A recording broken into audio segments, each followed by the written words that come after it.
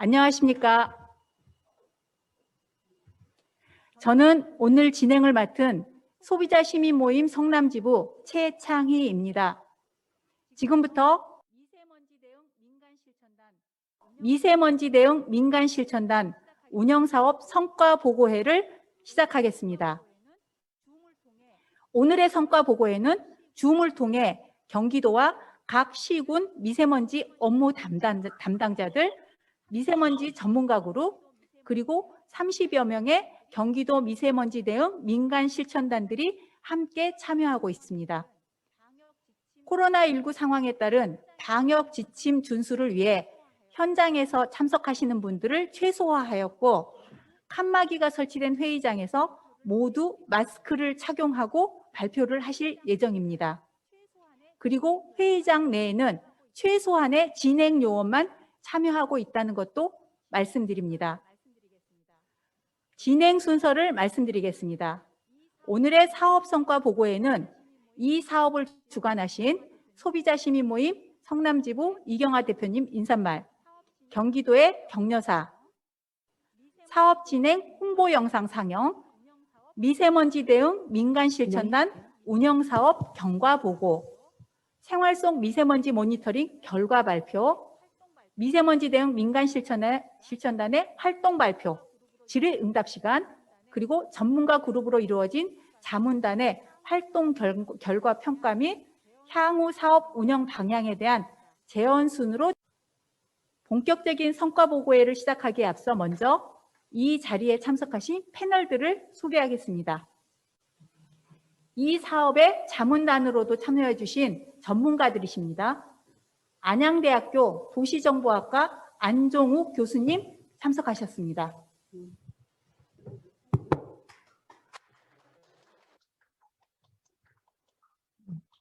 서울과학기술대학교 에너지환경대학원 전병렬 교수님 참석하셨습니다. 분당환경 시민모임 정병준 대표님 참석하셨습니다. 경기도청 미세먼지 대책과 박대근 과장님 참석하셨습니다. 소비자 시민 모임 성남지부 이경아 대표님 참석하셨습니다. 그리고 지금 이 시간에 경기도 31개 시군 미세먼지 업무 담당자와 30여 명의 경기도 미세먼지 대응 민간 실천단이 각자의 위치에서 줌을 통해 참석해 주셨습니다. 모두 박수 부탁드립니다. 네.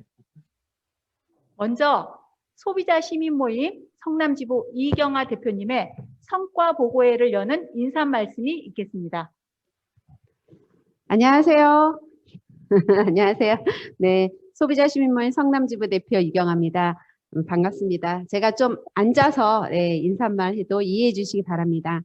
눈이 많이 오고 추웠던 긴 겨울이 지나고 꽃들이 만발하는 새봄이 왔는데도 미세먼지 황사로 봄을 충분히 만끽하지 못하는 현실이 매우 안타까웠죠. 그러나 오늘 경기도 미세먼지 대응 민간 실천당 운영사업 성과 보고회를 또 뜻깊게 또 이 자리에서 갖게 되어서 매우 기쁘고 의미 있게 생각합니다.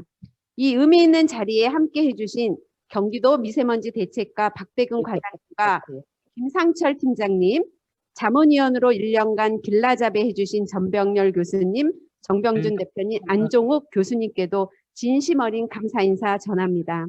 아울러 혹한의 날씨에 칼바람이 쌩쌩 부는 고속도로, 언덕, 공사장, 농가 등에서 생활 속 미세먼지 측정을 위해서 애써주신 우리 민간 실천단 여러분들께 그간의 노력과 수고에 감사와 존경을 표합니다. 그리고 끝이자 더 큰 시작을 선포하고 준비하는 이 자리에 바쁘신 가운데 온라인으로 참석해 주신 시군 관계자 여러분들께도 진심으로 감사드립니다. 모쪼록 경기도 미세먼지 대응 민간 실천단이 생활 속 오염원들을 발굴해 모니터링하고 그 결과를 데이터로 축적해 어떤 성과들을 도출했는지, 그리고 앞으로 민간 차원의 미세먼지 저감 활동들이 시군들과 함께 어떻게 확대 재생산될 것인지 주목해 주시고 지속적인 관심과 협업을 부탁드리겠습니다. 감사합니다.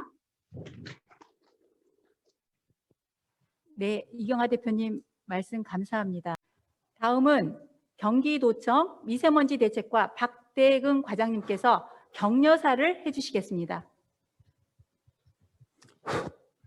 네, 안녕하세요. 반갑습니다. 경기도 미세먼지 대책과장 박대근입니다. 오늘 미세먼지 민간실천단 성과 보고에 참석해 주신 안종욱 교수님, 전병열 교수님, 그다음 정병준 대표님, 그리고 이 사업을 수행하신 이경아 대표님에게 감사 말씀드리고요. 그리고 실제 그 사업을 수행하신 민간 실천단 위원분들 감사드립니다. 그리고 시군 참여하신 관계 공무원들에게도 감사 말씀드리고요.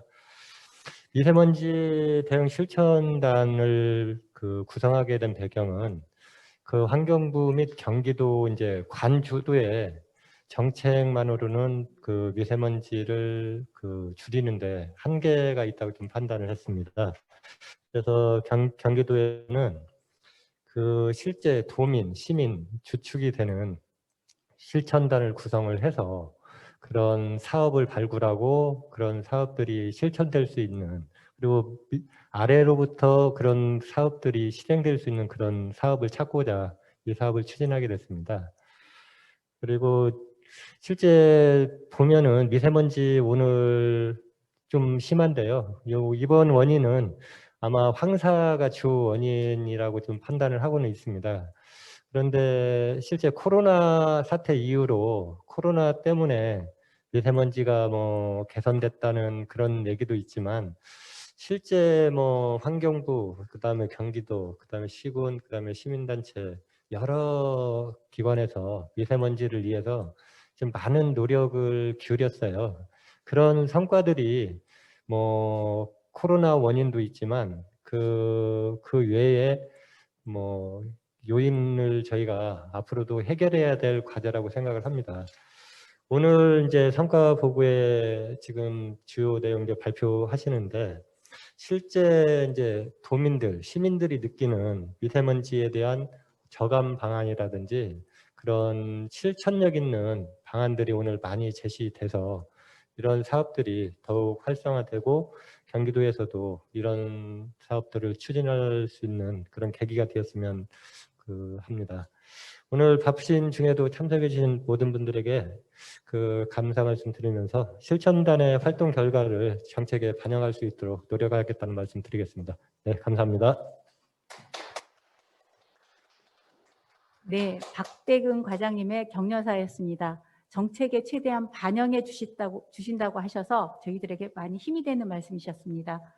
사업에 대한 이해를 돕고자 그간의 모든 활동을 담아서 영상을 만들었습니다. 그럼 미세먼지 대응 민간 실천단 사업 진행 홍보 영상을 시청하시겠습니다.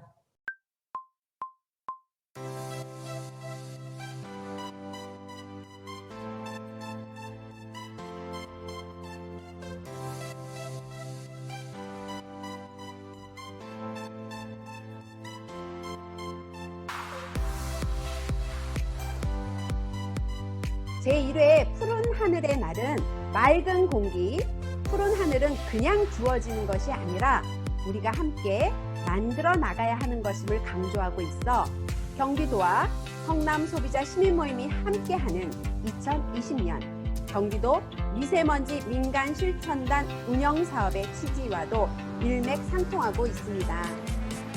이번 원탁회의가 미세먼지 문제 해결을 위한 작지만 큰 변화의 출발점이 되기를 기대합니다. 그리고 경기도의 환경 현안을 이해하고 대안도 도출하는 그런 뜻깊은 자리가 되면 좋겠습니다. 농기계에서 유발되는 오염 미세먼지에 대한 말씀도 많이 해주셨고요. 그리고 또 노후 경유차뿐만 아니고 일반 분들이 노후 경유차로 많이 생각을 하고 계시는데 일반 휘발유 승용차도 운행을 조금 난폭하게 하면 미세먼지를 유발할 수 있다. 그런 말씀 많이 주셨어요. 고기를 구울 때 또 미세먼지가 발생이 되고 엘리베이터를 이용할 때도 미세먼지가 발생할 수 있겠다라는 의견을 나누셨습니다. 도로 청소차를 확충해가지고 네. 미세먼지를 제거하는 데 힘썼으면 좋겠고요. 그 숲 조성이나 녹지 조성을 통해서 지금 당장에는 크게 도움이 안 될지 모르겠지만 미래 세대를 위해서는 이렇게 숲과 녹지를 조성하는 게 좋겠다는 의견 주셨어요. 젊은층들, 어린층들도 지속적으로 알아야 된다는 거죠. 그러기 위해서는 SNS로 홍보를 한다든가 아니면은 이렇게 좀 대중적으로 많이 알려진 분들이 나서서 홍보를 해준다면 효과가 있을 거라는 그런 얘기가 있었습니다.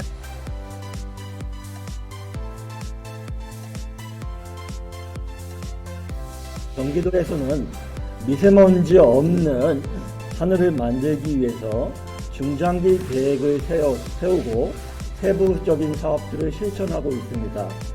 그러나 미세먼지 문제는 정부 사이드에서만 해결될 수 있지는 않습니다. 민관학이 협력해서 오늘처럼 시민 참여형 사업이 중요하다고 생각합니다. KF80 같은 경우는 이제 효율이 80%다. 그리고 KF94는 이제 94%다. 그런데 이제 그거는 이제 이 면을 투과할 때 얘기고. 백인의 우리 온라인 그 화상회에 참석하신 분들의 실천 약속 퍼포먼스를 보도록 하겠습니다. 이렇게 우리들이 함께하는 실천이 아주 큰 결과를 이룰 거라는 희망이 생깁니다.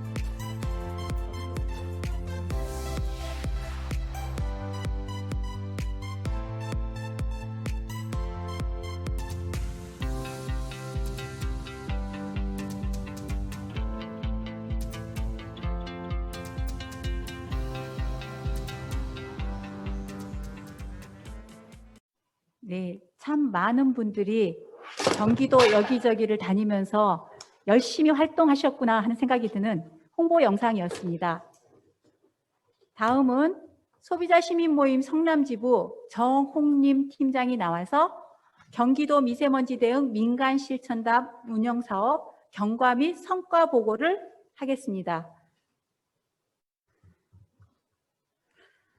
사업 보고를 시작하겠습니다. 경기도 미세먼지 대응 민간 실천단 사업팀장 소비자시민모임 성남지부 정홍님입니다.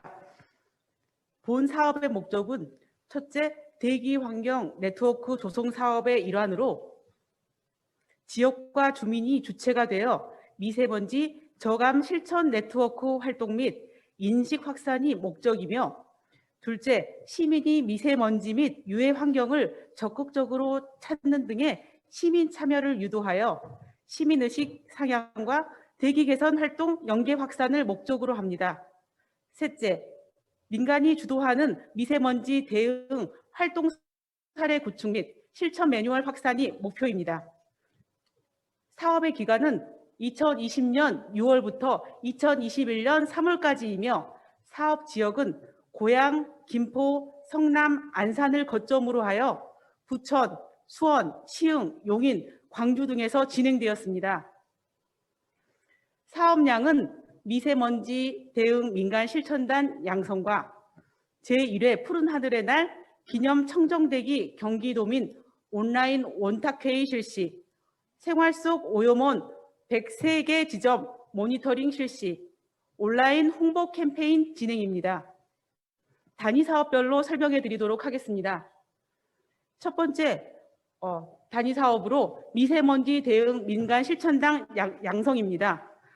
고양, 김포, 성남, 안산 거점 지역으로 지역 활동가를 대상으로 60명을 모집하여 8월 25일, 26일 2일차 비대면 온라인 줌 교육으로 미디어의 변화와 줌 활용 교육 등 미세먼지 또 관련된 문제 해결 방안 이런 것들에 대한 8강 교육을 실시하였습니다. 11월 10일부터 13일까지 3일간 동안 고양, 성남, 안산 거점 지역에서 미세먼지 측정기 활용 및 모니터링지 작성 실습 교육을 진행하였습니다. 두 번째 사업으로 제1회 푸른 하늘의 날 기념 청정대기 경기도민 온라인 원탁회의입니다. 우리나라가 국제사회에 처음으로 제안하여 지정된 제1회 9월 7일 푸른 하늘의 날을 기념하기 위해 9월 8일, 2020년 9월 8일 비대면 온라인으로 진행하였습니다. 일부 100인의 원탁회의를 온라인 줌 소그룹 회의로 진행하였으며 2부 환경 전문가의 생활 속 미세먼지 내용의 발제를 듣고 전문가에게 듣고 싶은 이야기를 유튜브 댓글과 줌 참여 시민들이 직접 묻고 응답하는 시간을 가졌습니다. 온라인 원탁회의를 통해 대기가 우리 모두의 공기임을 확인하고 청정 대기를 지키기 위한 의견을 나누고 미세먼지 저감을 위한 방안을 제시하는 시간이 되었습니다. 세 번째, 오염원 찾기 시민 공모입니다. 시민들이 주도적으로 오염원을 찾고 미세먼지에 관심과 정보를 높이는 시민 공모입니다. 참여해서 끝나지 않고 의심이 갔던 장소를 민간 실천단이 모니터링하여 그 결과를 알려줍니다. 이게 바로 시민 주도형 미세먼지 대응 활동입니다. 넷째, 미세먼지 대응 민간 실천단의 미세먼지 모니터링입니다. 모니터링을 실시하기 전에 모니터링을 위해 오염원 시민 공모와 원탁회의의 의견, 자문위원회 의견을 모아 모니터링 대상을 선정하고 전문가 자문을 받아 오염원별로 모니터링지를 설계하였습니다. 모니터링은 크게 세 가지 방향으로 진행되었습니다. 첫 번째, 생활 패턴 안에서 오염원 모니터링은 하루 일과 속에서 진행되었으며 각 가정 내의 실내와 평범한 일상 속 장소를 모니터링하였습니다. 그 장소가 도심뿐만 아니라 농촌 지역, 이동수단 등 우리 생활 속에 있는 것들을 포함하고 있습니다. 둘째, 저희가 생활 오염원 핫스팟을 잡아서 생활 편의시설을 모니터링하였습니다. 그리고 세 번째, 생활 시간대별로 지속적인 오염원의 변화를 확인하기 위해서 한 지점별로 2시간 동안 꾸준히 모니터링을 하여 모니터링을 실시하였습니다. 다음 단위 사업으로는 저희가 모니터링한 결과에 따르면요. 처음에 생각했던 것보다 모니터링의 결과에 큰 의미를 갖지 않은 것도 있었고 또 분명히 오염원인 것도 있었습니다. 이보다 중요한 것은 2020년 11월부터 2021년 2월까지 미세먼지 측정기를 들고 생활 곳곳을 다녔던 미세먼지 실천단들에게 대기 환경 개선의 중요성을 깨우치고 지역 주민과 함께 깨끗한 공기를 지키기 위한 행동이 필요함을 절실히 느끼는 시간이었습니다. 다음 사업으로 온라인 홍보 캠페인입니다. 저희가 활동했던 민간 실천단들의 활동을 유튜브 활동 스케치 10편으로 제작하여 채널 관리를 통해 미세먼지 민간 실천단들의 활동을 알리고 생활 속 미세먼지에 대한 의식 상향을 유도하였습니다. 또한 미세먼지에 대한 정보와 궁금한 내용들을 카드 뉴스 10편으로 제작하여 SNS를 통하여 홍보하였습니다. 이를 통해 올바른 정보를 제공하는 역할을 하였습니다. 미세먼지 대응 민간 실천단 운영 사업을 통한 기대 효과로 대기질 개선 의지 향상과 미세먼지 저감 활동이 실천으로 연계되어 지역에 맞는 또 혁신적인 정책으로 반영되어 대기질 개선과 건강한 삶을 가능하게 할 것입니다. 이상 사업보고를 마치겠습니다. 정홍림 팀장이 발표한 대로 경기도 미세먼지 대응 민간실천단이 경기도 내 여러 지역에서 생활 속 미세먼지 모니터링을 실시하였습니다. 모니터링 자료에 대한 정리 및 분석 결과를 안양대학교 안종욱 교수님께서 발표해 주시겠습니다. 안녕하세요. 안양대학교 안종욱입니다. 오늘 이런 뜻깊은 자리를 만들어서 또 이렇게 발표를 할 수 있는 기회를 주신 우리 경기도와 또 성남 소시모 관계자분들께 감사를 드립니다. 제가 오늘 발표드릴 내용은 그동안 시민 여러분들께서 직접 또 현장에 가서 추운 날씨에도 불구하고 미세먼지를 측정한 데이터들을 분석한 내용들을 간략하게 발표를 좀 드리도록 하겠습니다. 발표 순서는 연구에 대한 개요와 국내외 사례, 그 다음에 미세먼지 분석 결과에 대해서 말씀을 드리도록 하겠습니다. 이후 마지막으로 이제 데이터 활용 방안에 대해서 설명을 좀 드리도록 하겠습니다. 앞서 계속해서 이제 설명을 좀 들으셨겠지만 시민 센서 기반의 미세먼지 데이터 분석 기반을 마련한다는 측면에서 시민 여러분들께서 적극적인 활동을 해주셨고요. 이를 통해서 이제 실제로 시민 여러분들께서 측정한 미세먼지 데이터들이 어떤 의미를 갖고 또 그런 부분들이 어떻게 활용될 수 있는지에 대해서 저희가 분석을 했습니다. 그래서 이 분석 과정에 대해서 먼저 말씀을 드리면 시민 여러분들께서 수집된 데이터들을 저희 연구진에서 가공을 했습니다. 1차적으로 DB화 하고요. DB화된 데이터들을 실제로 이제 공간 분석을 하기 위해서 이런 통계 분석과 공간 분석을 하기 위해서 정제 작업을 펼쳤고요. 그 부분들을 이용해서 지오 코딩, 즉 지도상에 여러분들이 측정한 데이터 값들을 매핑하는 작업들을 추진을 했습니다.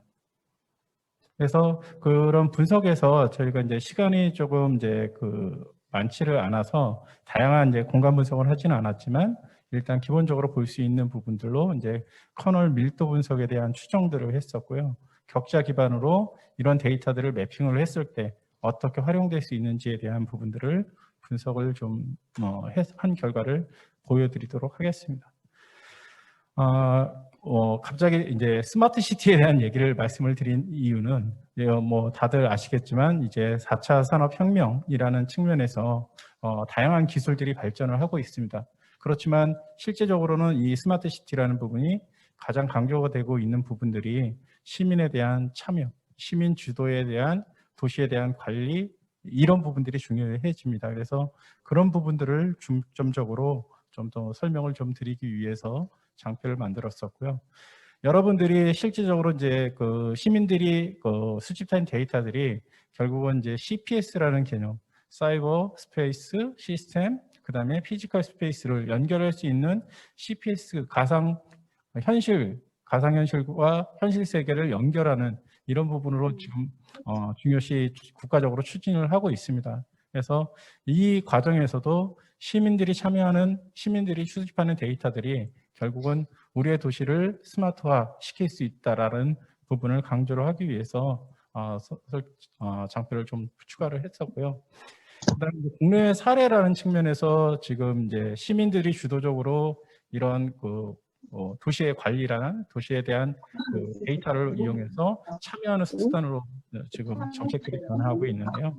대표적인 사례로는 이제 영국의 브리스톨시의 시민 센서와 접근법이 있습니다. 그래서 시민들이 인지되는 도시의 문제점들을 갖다가 인지를 하고 그에 대한 보상이나 그에 따른 설계, 그다음에 적용, 통합, 결과 도출에 대한 과정에서 시민이 주도적으로 참여하는 이런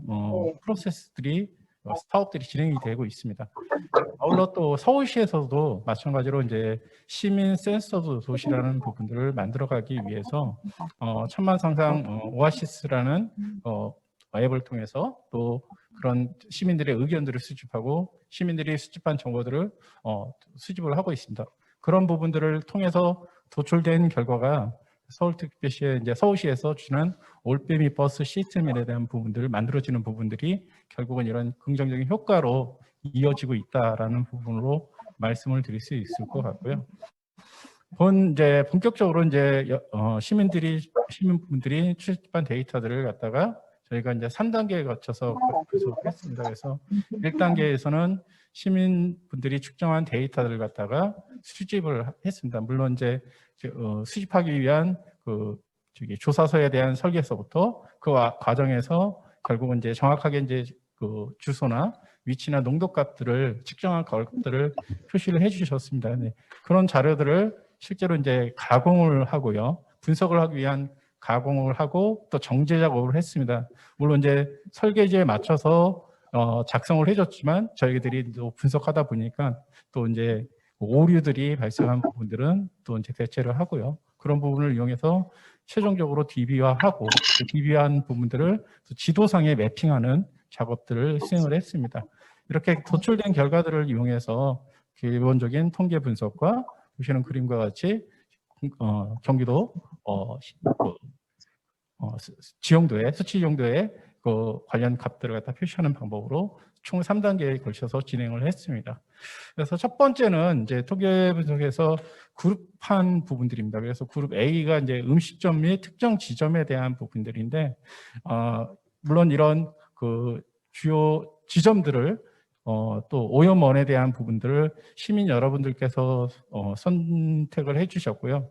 그 우려스러운 곳에 대한 농도값들에 대한 차이점들을 비교를 했었습니다. 그래서 버스 정류장이나 이제 흡연조, 스모킹 존 같은 경우에 우려사항들이 많이 나왔었는데, 실제로 PM 통계 같은 경우에는 기존 이제 측정망 대비해서 약간 높게 나온 부분들도 도출이 됐었고요.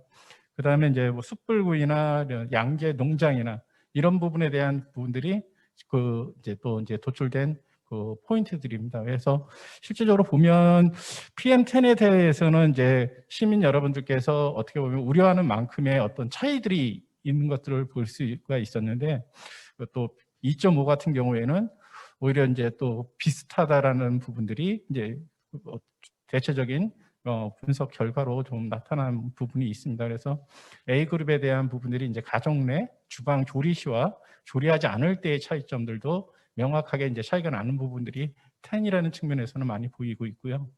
그다음에 그룹 B가 이제 주요 건물 및 도로 주변입니다. 그러니까 앞서서는 이제 하루 일상생활의 시간에 따라서 행동하는 패턴에 따라서 분류했던 부분이었다면, 주유소나 세차장 그룹 B는 주요 이제 핫스팟 정도 지역에 대해서 분석한 내용들입니다. 그래서 주유소 같은 경우에도 보시면은 이제 어떨 때는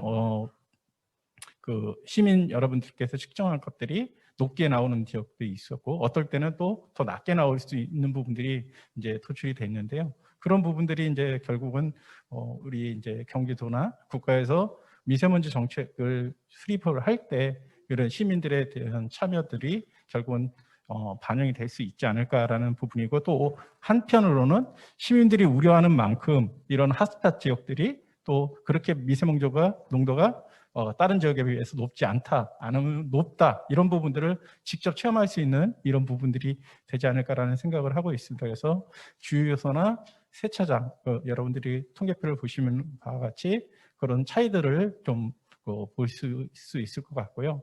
그다음에 전통시장이나 세탁소 이런 부분들에 대한 부분들도 결과값들을 추정을 해놨습니다. 그래서 뭐 보시면 될 것 같고요. 그래서 그다음에 고속도로 주변도 비슷한 우려하는 만큼의 또 그 차이점들이 보이는 부분이 있고, 특히 이제 차량 터널 같은 경우에는 실제로 이제 그 안에서 터널 안에서는 어떻게 보면은 기존에 측정망들이 없지 않습니까? 실제로 다른 지역보다 시민이 측정을 했더니 미세먼지 태양 같은 경우에는 급격하게 높다라는 부분들이 도출이 됐습니다. 그래서 이런 부분들에 대한 신뢰에 대한 부분들도 좀 더 공공시설의 측면에서는 좀 관리가 돼야 되지 않을까라는 부분들이 이제 도출되는 것으로 보실 수 있을 것 같고요. 그다음에 그룹 C가 이제 교차로나 대형 건물 주변인데 도심 교차로나 경사도로 같은 경우에 또 이제 시민들이 측정해 주신 데이터들을 보면 기존의 공공이나 민간에서 측정한 측정망의 데이터들보다 실제 시민이 우려하는 지역의 미세먼지 값들이 높게 나는 부분들이 도출이 됐습니다. 그래서 그런 부분에 대한 부분들을 어떻게 이제 미세먼지에 대한 대책들을 수립해 나갈 것인가에 대한 부분들이 이제 또 이제 도나 또 이제 국가에서는 고민 사항이 될 수 있을 거라고 저는 생각이 듭니다. 그래서 이런 공사 차량이 많은 도로나 대형 건물 주차장에 대한 부분들도 앞서 말씀드린 것 같이 유사한 경향들을 보였고요.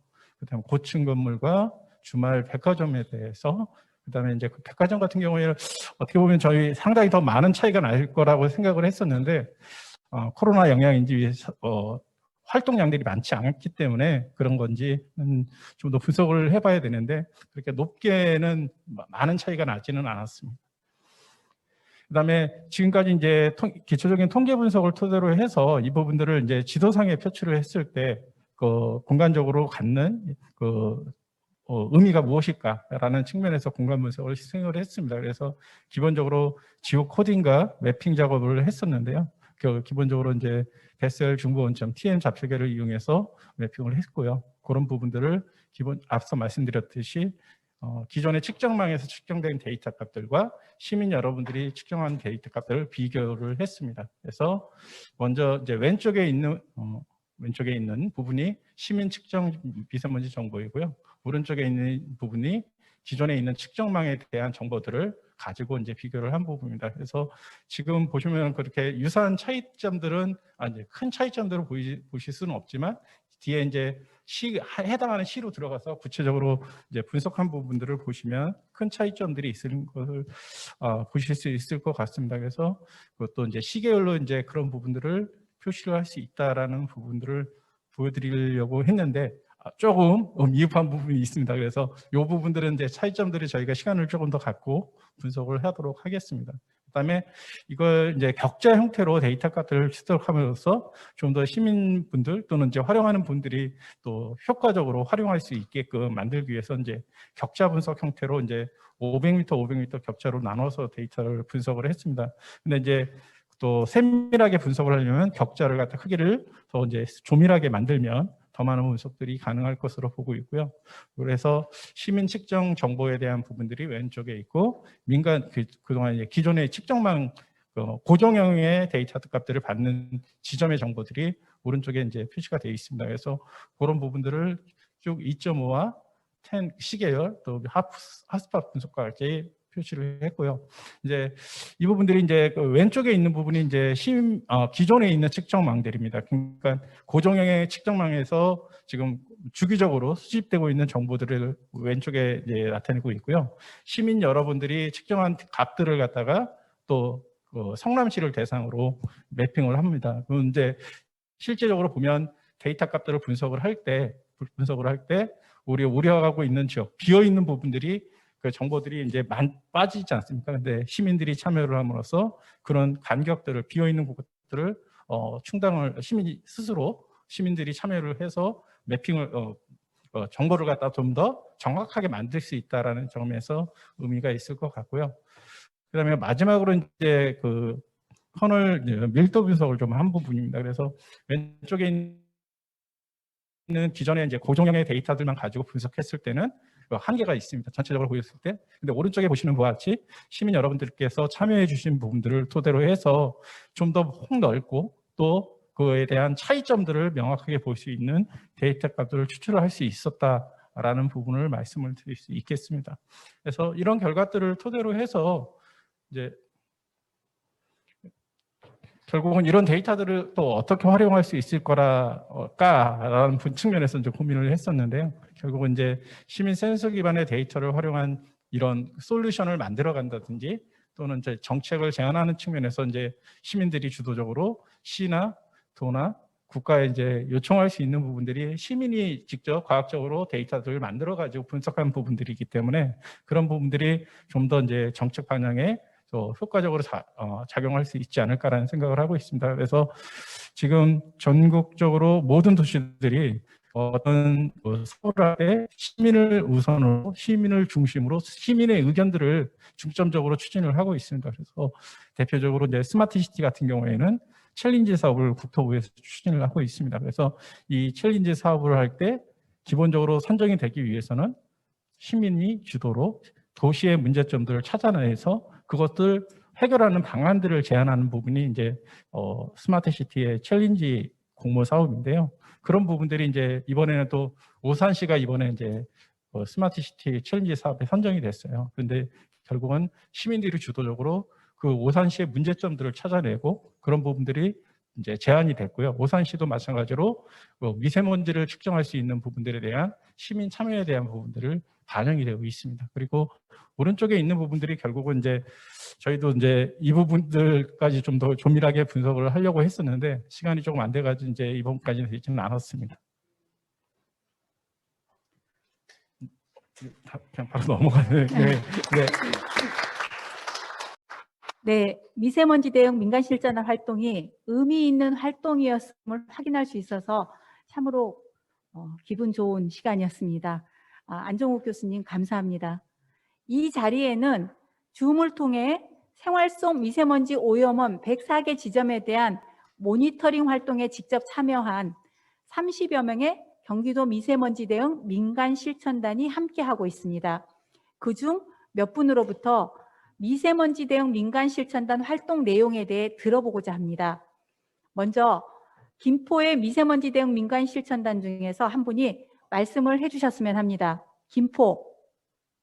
네, 김포시 미세먼지 민간실천단 김선희입니다. 김포는 도농 복합 도시입니다. 그래서 농촌 환경과 관련해서 궁금했던 논밭이라든지 농촌 주택가 그리고 농기계 사용할 때 또 한우, 젖소, 축산농가의 미세먼지를 측정해 보았습니다. 논밭이나 농촌 주택 주변의 경우 미세먼지 농도는 오염원이라는 큰 의미라는 없었고요. 측정 시에 미세먼지 농도는 바람 세기에 따라서 영향이 있는 것으로 조사되었습니다. 또 농기계 사용 시에는 엔진이나 마우라 옆에서 측정할 때는 그 매연 냄새와 함께 수치가 높게 측정되었고요. 그래서 노후 농기계 관리가 좀 필요할 것 같습니다. 또 농기계 같은 경우는 사용이 많은 계절에 측정하면 조금 더 유의미한 측정 결과가 나오지 않았을까 그렇게 생각이 들었습니다. 또 한우 축산 농가의 경우 축분 냄새가 워낙 강해서 미세먼지 농도가 높지 않았을까 이렇게 우려를 했는데요. 주변 지역 미세먼지와 비교해 보았을 때 높게 측정되지는 않았습니다. 오히려 그 축사 근처에 도로가 있었는데요. 그 도로 가까울수록 미세먼지가 더 크게 발생되었습니다. 마지막으로 김포에는 인도가 있는 터널이 있었습니다. 이 터널 주변에 4개의 학교가 있었고 이 통로로 많은 학생들이 그 통학로로 이용을 하고 있었습니다. 그래서 여기에 대한 미세먼지가 궁금해서 측정을 해 보았습니다. 측정해 보니 그 터널 중앙의 미세먼지는 입구에 비해서 한 1.5배, 한 2배 정도 높게 측정이 되어서 이 통로를 지날 때는 마스크를 꼭 착용하고 다녀야 되겠구나 이런 생각이 들었습니다. 그리고 여기 인도는 양쪽에 있었는데요. 한쪽은 가림막이 설치가 돼 있었습니다. 그래서 가림막이 있는 부분을 측정해 보았더니 확실히 가림막이 있는 부분의 미세먼지는 입구와 비슷하게 나타나서 이 터널 안에 인도는 꼭 가림막을 설치해야 여기에서 지나다니는 사람들의 그 미세먼지로부터 보호할 수 있겠구나라는 거를 저희가 측정 결과로 받았습니다. 이상 김포 미세먼지 측정 모니터링 내용이었습니다. 네. 송미애 선생님 말씀 감사합니다. 안산시에서는 민간 실천단으로서 어떤 활동을 하셨는지 한 말씀 부탁드리겠습니다. 안산시. 네, 안녕하세요. 안산시 미세먼지 실천단 최정옥입니다. 네, 안산에서는 공사 차량 많은 도로, 지하철, 지상선로, 비가림 전통시장, 지하철 공사 구간, 자동차 공업사 주유소, 고속도로 주변, 세차장, 세탁소, 경사도로, 주말 백화점 주변 등 우리 생활 속 다양한 장소를 모니터링했습니다. 측정한 공사 차량 많은 도로는 왕복 6차선 이상이었고 시민들의 이용이 많은 안산의 중앙대로 오피스텔 건축 공사장입니다. 레미콘, 건설 자재, 덤프트럭, 건설 자재 폐기물 등 차량 이동이 빈번한 곳으로 공사 차량이 이동 시 미세먼지가 발생의 수치가 높게 나타났으나 공사장 주변에 물사차가 수시 운행하고 있어서 미세먼지 수치가 낮아졌습니다. 대형 공사장 주변과 차량이 많은 곳은 살수차 운행 횟수를 늘릴 것을 제안합니다. 또한 노후 공사 차량 및 건설 장비의 관리가 필요하다고 생각합니다.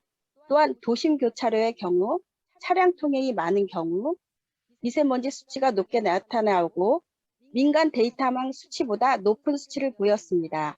이로 보면 특정 도로나 지역에서는 대기 정보에 나오는 미세먼지 데이터보다 높은 수치가 나타날 수 있음을 시민들에게 알리고 정보를 제공해야 된다고 생각합니다. 또 도로 신호등에서는 오토바이 이동 시 미세먼지 수치가 높게 나타났습니다. 노후 오토바이 운행 제한과 배달 오토바이의 공회전 제한을 등의 조치가 필요하다고 생각합니다. 안산에는 전통시장이 보성 전통시장이 있는데 옛날 시장을 보완하여 비가림 천장이 설치된 시장입니다. 천장이 높지 않고 환기를 시키지 않을 때 미세먼지가 외부에 비해 나쁘게 나타났습니다.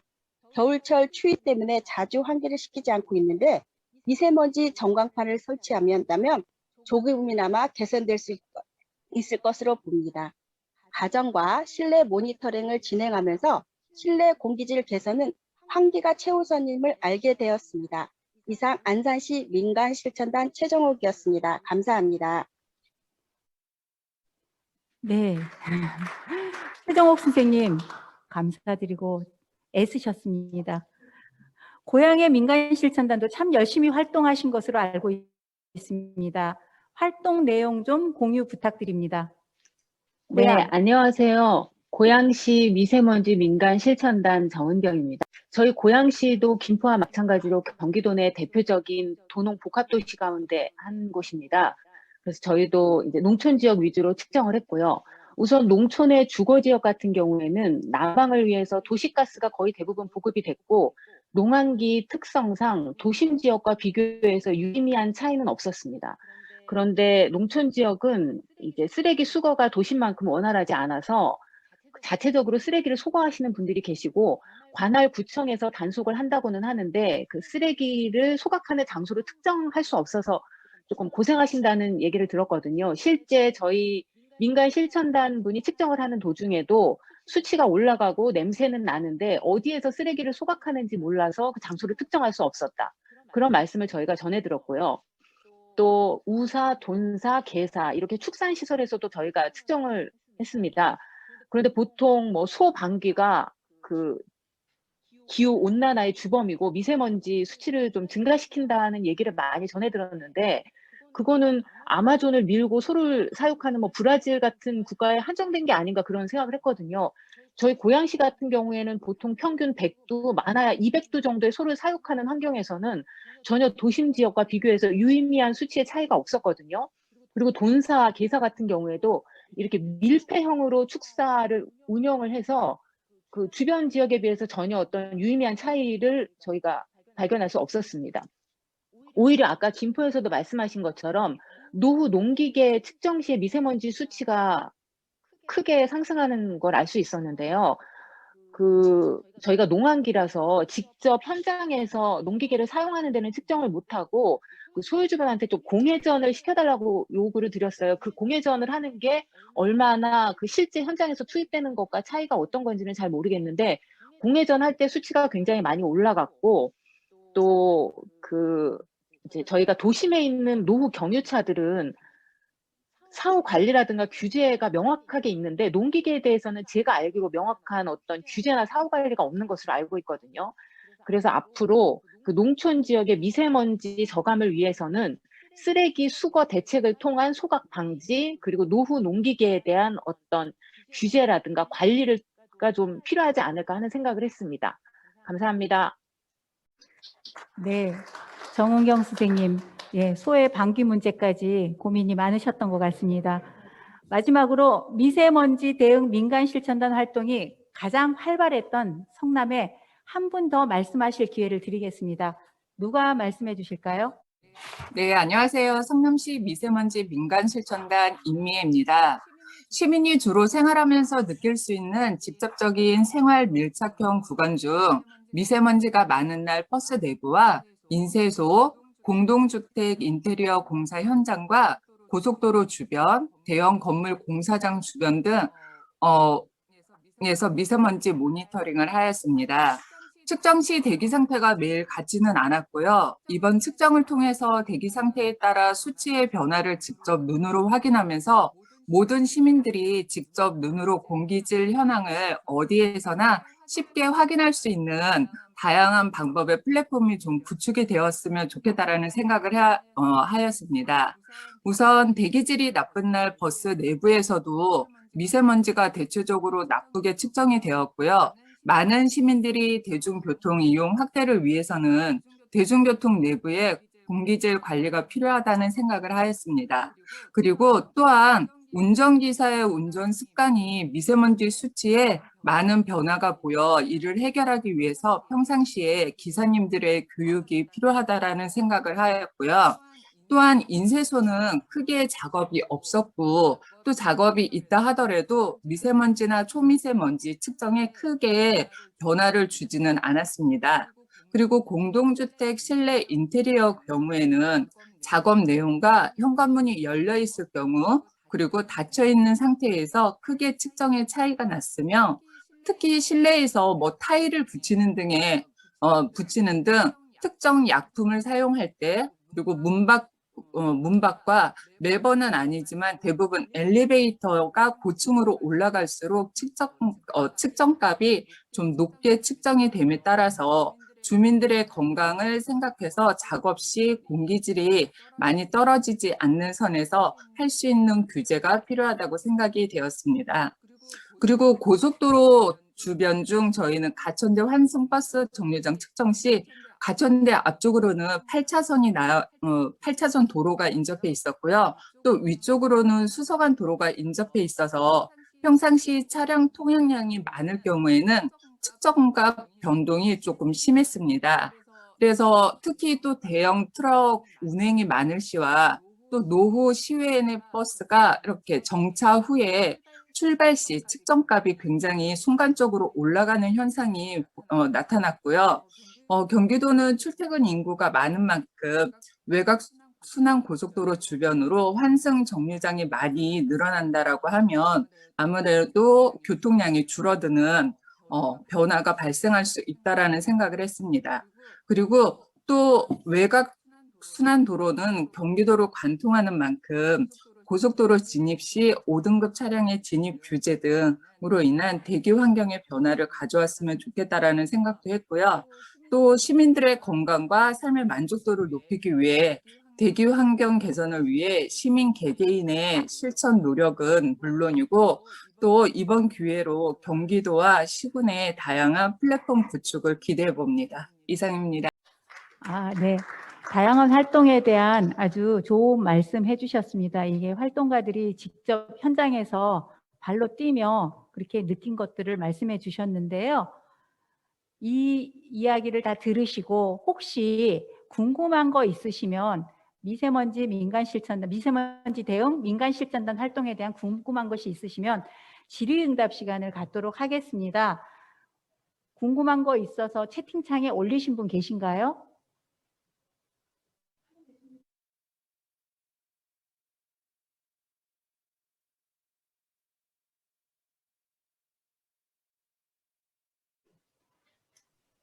네, 고양 정은경입니다. 제가 궁금한 건 아까 말씀드린 것처럼 노후 농기계를 공회전을 시키고 저희가 미세먼지를 측정했는데요. 그게 농기계가 아니고 만약에 일반 차량이라고 한다면 동일하게 교차로에 빠르게 많은 차들이 지나갈 때와 몇 대가 멈춰서 공회전을 할 때 언제 더 미세먼지 수치가 올라가는지 제가 조금 궁금했습니다. 네. 어떤 위원님께서 안종욱 교수님 답변 부탁드립니다. 차량이 출발할 때 결국은 가속을 하지 않습니까?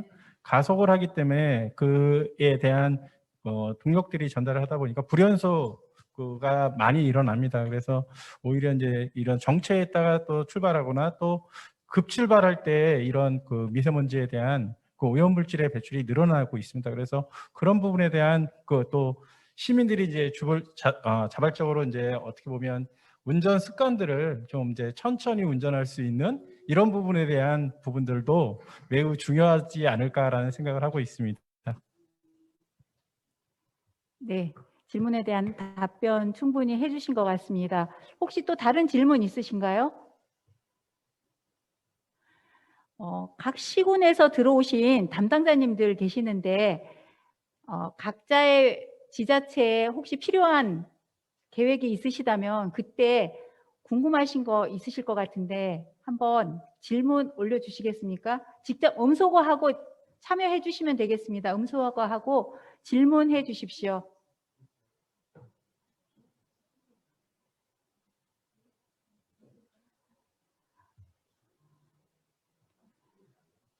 없으신가요?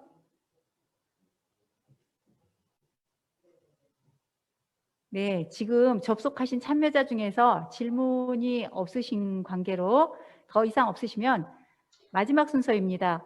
여기 참석하신 패널들로부터 활동 결과 평가 및 향후 사업 방향에 대한 제언을 들어보도록 하겠습니다.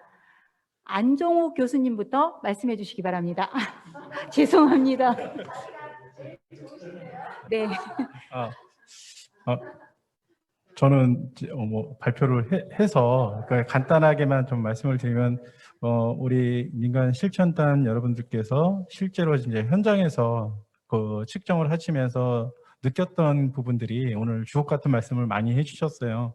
어떻게 보면 일단 과장님께서 답변을 해주시겠지만 그런 부분들이 실제로 시민들이 불편을 느끼고 또는 문제가 있다라고 느끼는 부분이라고 저는 생각이 됩니다. 그래서 그런 측면의 어떤 정책들을 또 이제 도에서 준비를 해주신다면 이번에 이 민간 실천단의 그 활동이 좀 더 의미 있는 활동이 되지 않을까라는 생각을 했습니다. 네, 감사합니다. 네, 감사합니다. 안종욱 교수님께서는 아까 그 결과 발표하시면서 많은 말씀을 해주셨기 때문에 짧게 해주셨습니다. 감사합니다. 전병렬 교수님께도 평가와 제언 부탁드립니다. 예, 지난 1년 동안 우리 민간 실천단 여러분 정말 고생 많이 하셨습니다. 지난 1년간의 민간 실천단 활동을 통해서 우리 생활 주변에서 발생하고 있는 미세먼지를 이해하고 또 어떻게 대처해야 되는가를 직접 여러분들이 체험하셨는데 이게 이제 사실 이 사업의 가장 중요한 성과인 것 같습니다. 우리 지역의 미세먼지를 줄이기 위해서는 이렇게 우리 시민 여러분의 적극적인 참여와 또 실천하는 운동이 굉장히 중요합니다. 이러한 활동이 타 지역으로 확산되고 또 보다 활성화된다면 경기도뿐만 아니라 우리나라 전체의 미세먼지를 줄이는데 크게 기여할 것으로 생각됩니다. 그리고 오늘 이제 과장님께서 나오셨으니까 지난 1년 동안 하면서 사실 이 미세먼지 실천단 여러분들이 하고 있는 일이 일종의 3D 업종이더라고요. 굉장히 어려운 환경하에서 또 맨몸으로 측정하고 있는 걸 보니까 조금 안타까웠는데 예산을 좀 더 배정해 주신다면은 취약 개소를 좀 더 발굴해서 측정 지점을 조금 넓혔으면 좋겠고, 그 다음에 우리 측정 장비도 좀 보완해서 그 측정의 정확도를 좀 높이고, 또 측정 기간도 가급적이면 좀 장기간, 가능하면은 연중 측정을 하면은 일반 정부 측정망에서 놓치고 있는 여러 가지 핫스팟을 찾아내서 조치할 수 있는 그런 기회가 되지 않을까 합니다. 예, 감사합니다. 네, 좋은 말씀 감사드립니다. 특히 예산 편성에 대한 부분이 좋았습니다. 정병준 대표님께서는 미세먼지 대응 민간 실천단 운영 사업에 대해 어떤 평가를 해주실지 궁금합니다. 정병준 대표님. 네, 안녕하세요. 정병준입니다. 무엇보다도 이게 저희가 이번에 하는 제목이 경기도 미세먼지 대응 민간 실천단이라는 이름으로 올해 진짜 고생들 많이 하셨습니다. 경기도 전역에서 이렇게 열심히 해주셨고 오늘 아마 그거에 대한 결실을 맺는 아주 중요한 자리라고 생각이 듭니다. 그 사이에 또 코로나19로 인하여 굉장히 다양한 방식으로 소시모 식구들 분들께서도 생전 안 해봤던 뭐 줌 회의다 또 여러 가지 또 컨텐츠, 카드 뉴스 이런 것들을 하면서 아마 엄청난 어떻게 보면은 좋게 얘기하면 많은 공부를 하셨을 거라는 생각이 들어서 한쪽 면으로는 고생도 하셨지만 성과도 많지 않았을까.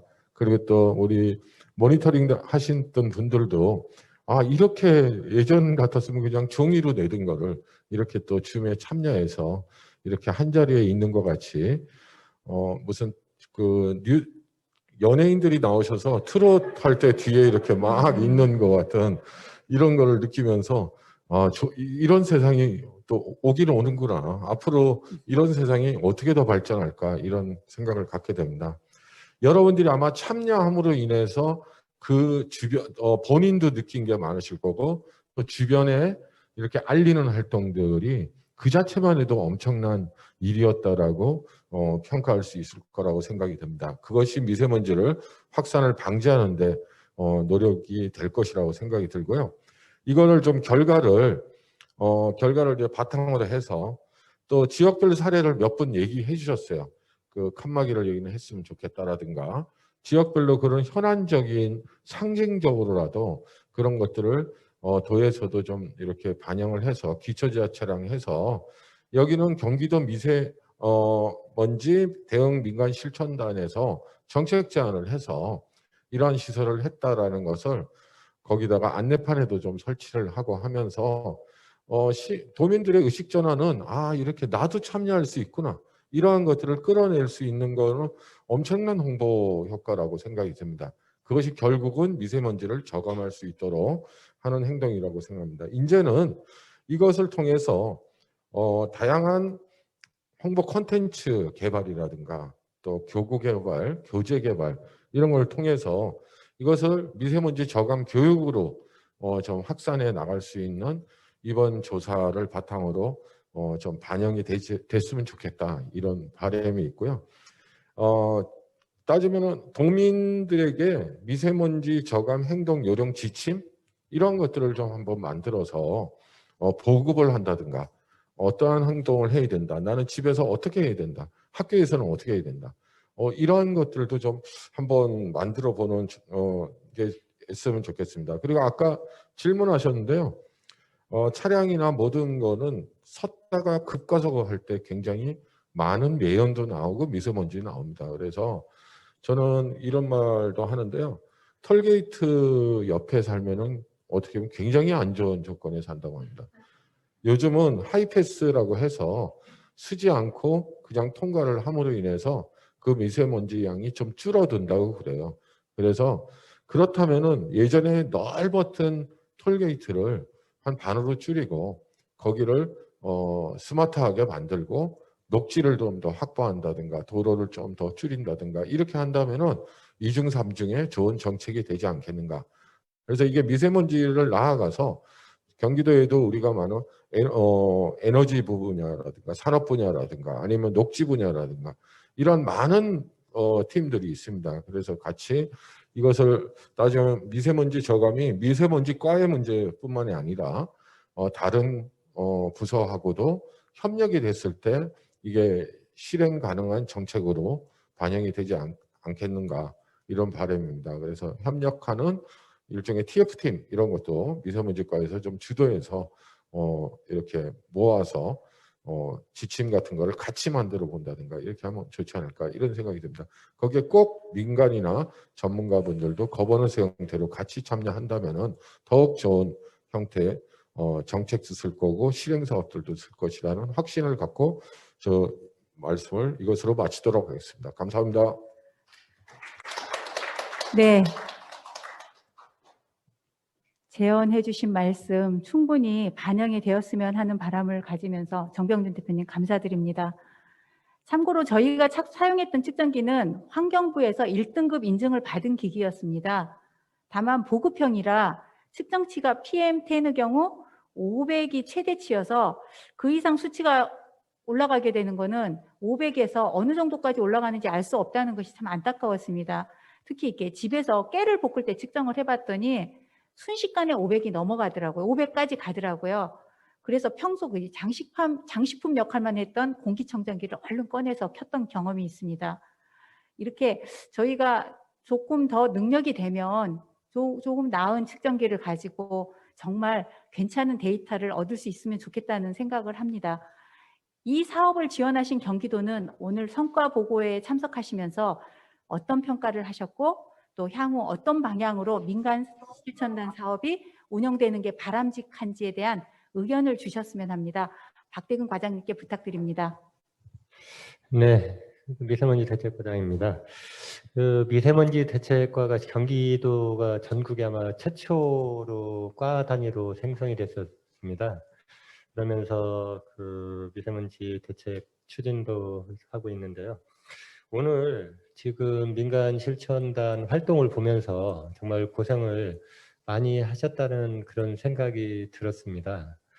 그리고 그쪽 실제 측정을 하면서 저는 그런 생각을 하거든요. 사람의 눈과 귀가 정확합니다. 어떤 오염원에 대해서 그 수치는 정확하지는 않지만 이게 오염원이 있다 없다는 부분들을 눈과 귀에서 했던 부분들을 일단 간이 측정기를 이용해서 어떤 장비를 도입해서 과학화를 해서 그걸 이제 정책으로 지금 만드는 그런 과정이라 좀 생각을 하고 있습니다.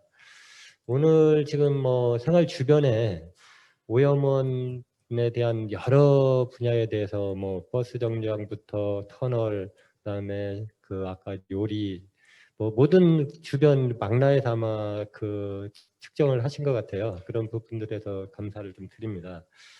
근데 저희 이제 경기도에서도 몇 가지 이제 그 했었던 사례에 대해 그런 좀 개선했던 사례를 좀 말씀을 좀 드리고자 합니다.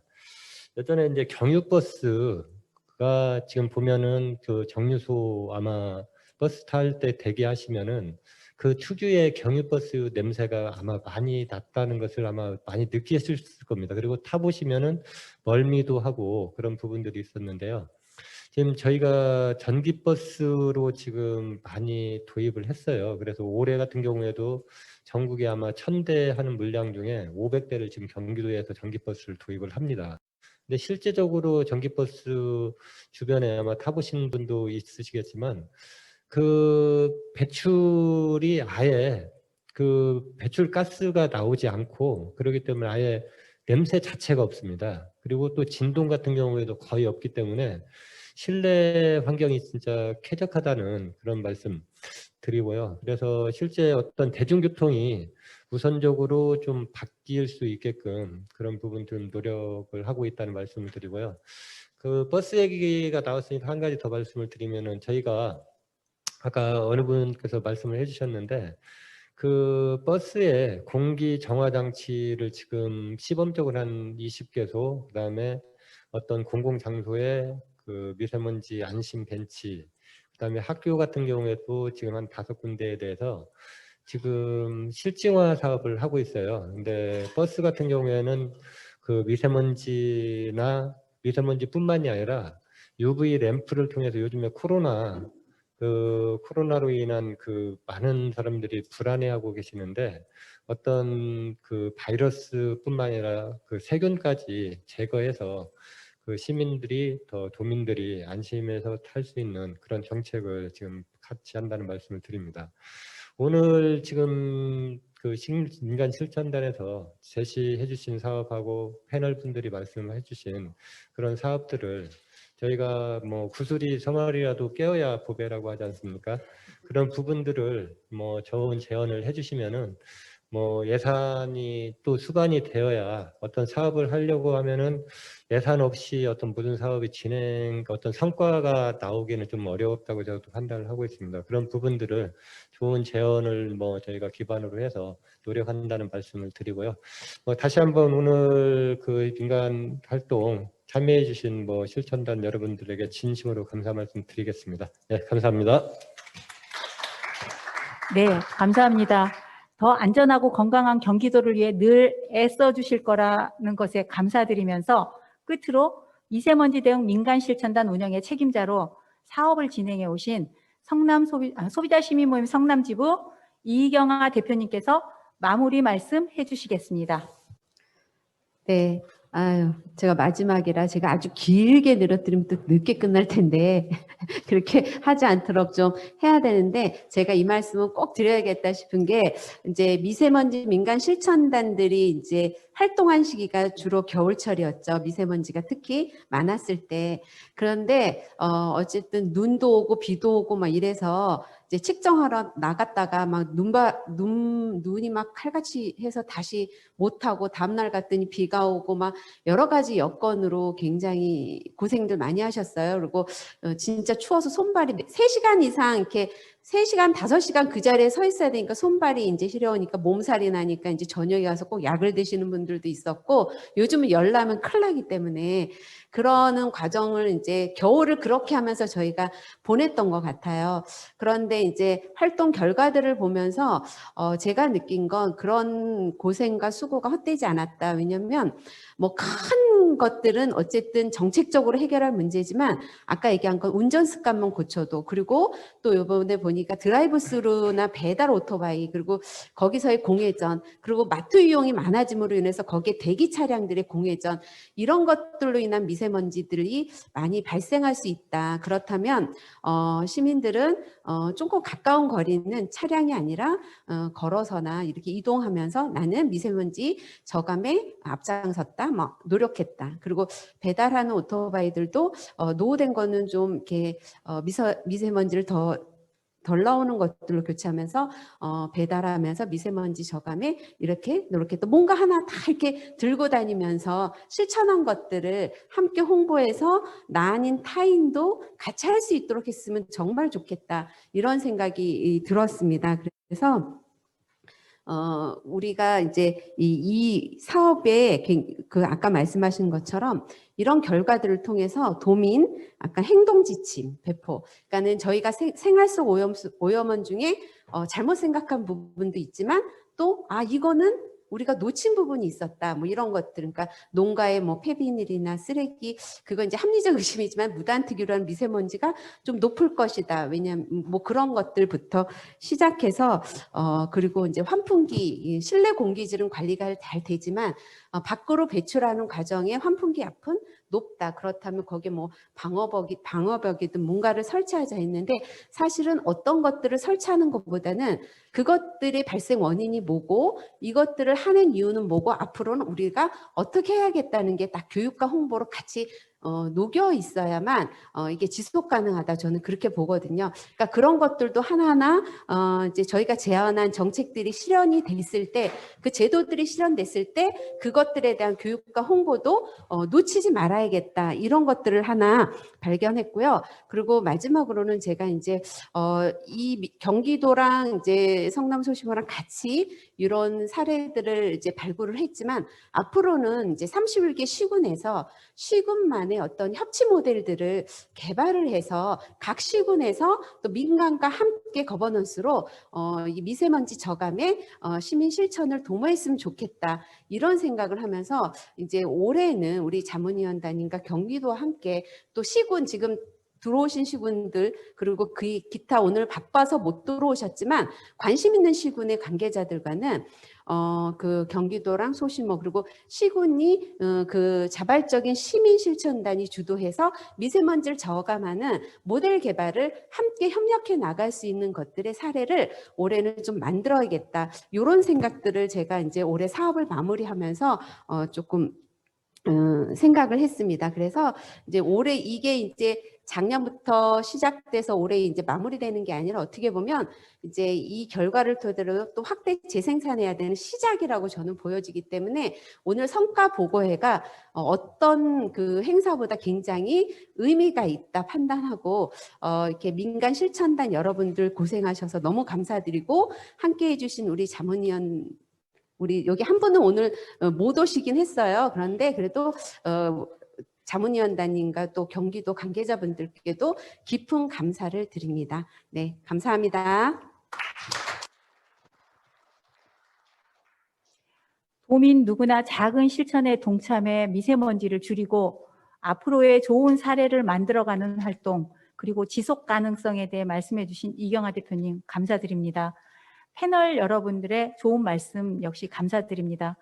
주신 의견은 앞으로 미세먼지 대응 민간 실천단의 활동을 통해 더 확대되고 미세먼지에 대한 경기도민의 관심과 인식을 확산시키고 생활 속 미세먼지 저감을 위한 노력 및 정책 개발에 도움이 되도록 저희도 최선을 다하겠습니다. 현장에서 그리고 각자의 위치에서 끝까지 관심을 가지고 참여해 주신 모든 분들께 늘 건강과 행복이 함께 하시길 소망하면서 이것으로 미세먼지 대응 민간 실천단 운영 사업 성과 보고회를 모두 마치겠습니다. 감사합니다.